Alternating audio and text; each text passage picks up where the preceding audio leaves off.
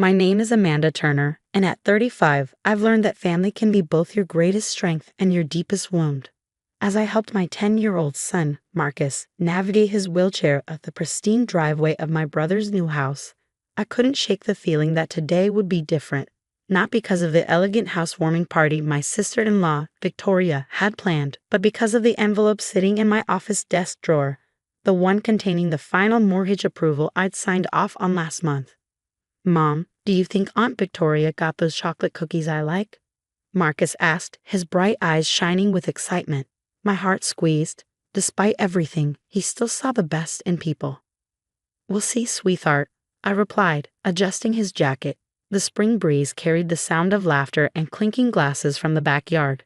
Victoria had been planning this housewarming for weeks, sending multiple texts about the imported marble floors, crystal chandeliers, and the guest list of important people she'd invited. What she didn't know, what none of them knew, was that their dream home's mortgage had crossed my desk at Brighton Financial. As the senior loan officer, I'd seen the application flagged for concerns. Their debt-to-income ratio was questionable, but I'd chosen to approve it anyway. Family helps family, right? The front door opened before we could ring the bell, and there stood my brother, David, champagne glass in hand. "Sis, you made it?" His smile faltered slightly as his eyes dropped to Marcus's wheelchair. "Victoria's got the place pretty packed." I recognized that tone, the one he'd adopted since marrying Victoria 3 years ago. The apologetic, but not really voice that preceded every exclusion, every forgotten invitation, every time Marcus was made to feel less than. "We'll manage," I said firmly, pushing Marcus's chair forward. The inside of the house was exactly as Victoria had bragged about, all white marble, crystal, and chrome. Groups of well-dressed guests mingled, their shoes clicking on the pristine floors. Marcus's wheels made a soft whirring sound as we moved through the foyer. "Amanda," Victoria's voice cut through the crowd. She approached us, perfect in her designer dress, but her smile didn't reach her eyes. "Oh, you brought Marcus." "Of course," I replied. "He's been looking forward to seeing his cousins." Victoria's face tightened. "The children are upstairs. We've set up a playroom to keep them away from the valuable items." Her gaze dropped meaningfully to Marcus's wheelchair. Before I could respond, Marcus spoke up. "The floors are really pretty, Aunt Victoria. Don't worry, Mom got new rubber wheels for my chair last week. They won't leave any marks." There was a moment of silence, broken by the sharp sound of Victoria's intake of breath.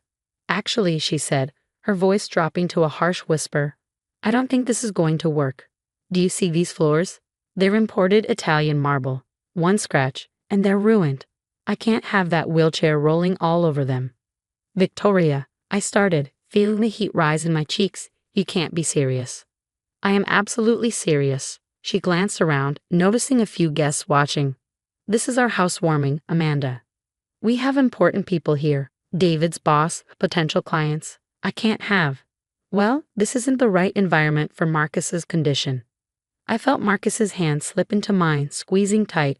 The familiar gesture, him trying to comfort me when it should be the other way around, made my throat tight with anger. "David," Victoria called out. My brother approached, that same uncomfortable look on his face.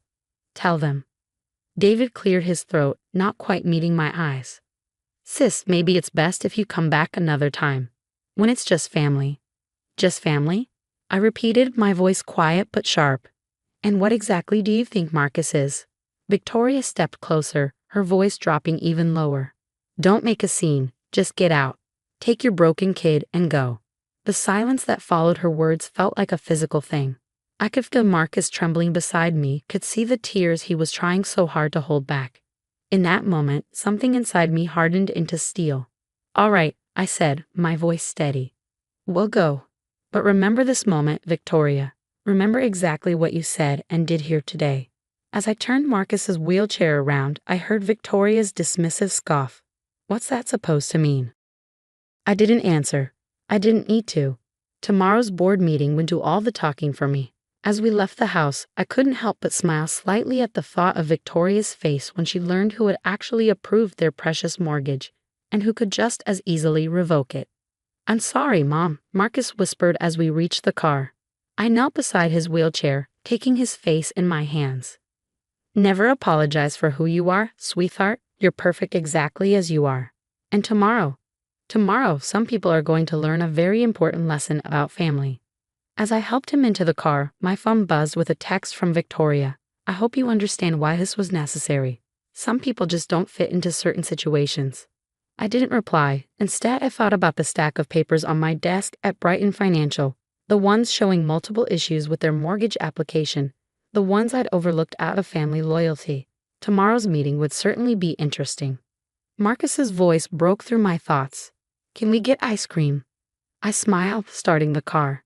You know what? Ice cream sounds perfect. Because sometimes the best revenge isn't about getting even. It's about rising above while watching others sink under the weight of their own cruelty. The next morning, I sat in my office at Brighton Financial, reviewing the documentation spread across my desk. Victoria and David's mortgage application told quite a story, one of overextended credit, hidden debt, and questionable income claims. I'd overlooked these red flags out of family loyalty, something that now felt foolish given yesterday's events. My assistant knocked on the door. The board members are ready in the main conference room. I gathered the files, pausing to look at the photo on my desk. Marcus at his science fair last year, beaming with pride next to his project on wheelchair accessibility in public spaces. The memory of his tears from yesterday strengthened my resolve. Mrs. Turner, Mr. Blake, the bank's CEO, greeted me as I entered. You called this emergency review regarding the Morrison property loan? Yes, I replied, distributing copies of my report. Upon secondary review, I've discovered several concerning irregularities that require immediate attention. As I detailed the issues, the undisclosed credit card debt, the inflated income statements, the questionable collateral, I saw the board members' expressions grow increasingly grave. I hadn't fabricated anything, I had simply stopped protecting them from their own financial irresponsibility. My phone buzzed halfway through the meeting. A text from Victoria. The marble floors are scratched. I knew this would happen. Your son must have damaged them yesterday. I silenced my phone, continuing my presentation. We hadn't even made it past the foyer yesterday, but Victoria's quick assumption spoke volumes about her character. Given these findings, I concluded, I recommend an immediate review and potential recall of the loan. Mr. Blake leaned forward. This is quite serious, Mrs. Turner. Why weren't these issues flagged during the initial approval? They were, I admitted. I made a personal judgment call because the applicants are my brother and sister-in-law. I now realize that was a mistake. Just then, my phone buzzed again, this time with a call from David. I declined it, but the voicemail notification followed immediately. Sis, Victoria's freaking out about the floors. She's talking about sending us the repair bill. Come on, you know how Marcus's wheelchair can be. Just be reasonable about this. The board quickly reached their decision. By noon, the recall notice was drafted. Victoria and David would have 30 days to either refinance or pay the full amount, neither of which they could afford given their financial situation. As I left the meeting, my phone rang again. This time it was my mother. Amanda, she started, her voice tight with tension. Victoria's crying at my house. She says you're trying to get them evicted. Sweetheart, I know she can be difficult, but they just moved in. Mom, I interrupted. Did she tell you what happened at the housewarming? How she kicked out your grandson because his wheelchair might scratch her precious floors? The silence on the other end was telling. No, Mom finally said, her voice smaller. She didn't mention that part. She called him my broken kid, Mom. Made him cry. And David just stood there and let it happen.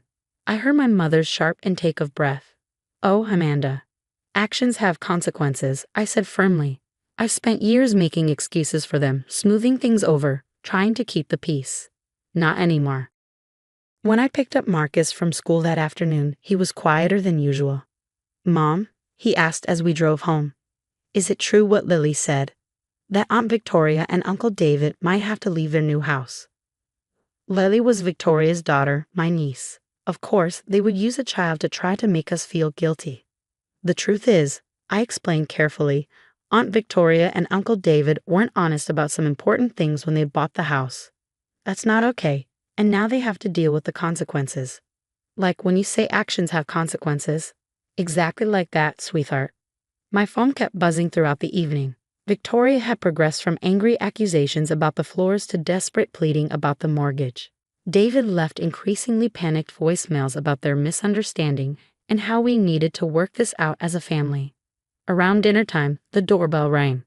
Through the window, I could see Victoria on our porch, looking significantly less polished than yesterday.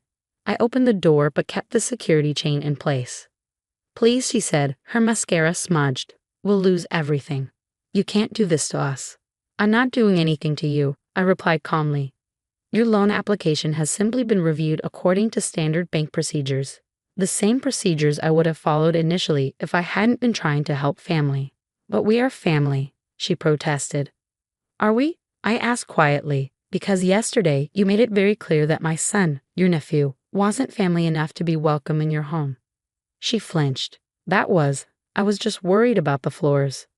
"Goodbye, Victoria," I said, closing the door on her stammered excuses.